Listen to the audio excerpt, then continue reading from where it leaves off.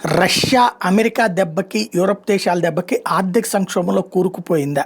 తాజా పరిణామాలు చూస్తుంటే రష్యాలో ఇప్పుడు 2.3% ఆహారం మీద, 5.1% పిల్లలకి సంబంధించిన ప్రొడక్ట్స్ మీద, 5.6% ఆల్కహాల్ మీద, 7.3% ఫేస్ కేర్ వాటి మీద ధరలు భారీగా పెరిగిపోయినాయి.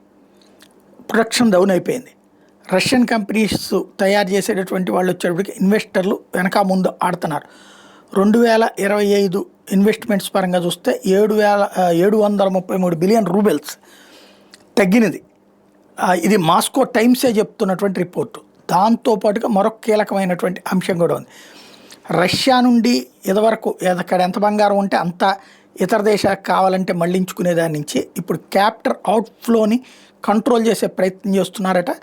100 గ్రాముల కంటే బంగారం ఎక్కువ ఉన్నదాన్ని విదేశాలకి ఎక్స్పోర్ట్ చేయకుండా ఆంక్షలు పెడుతున్నారట.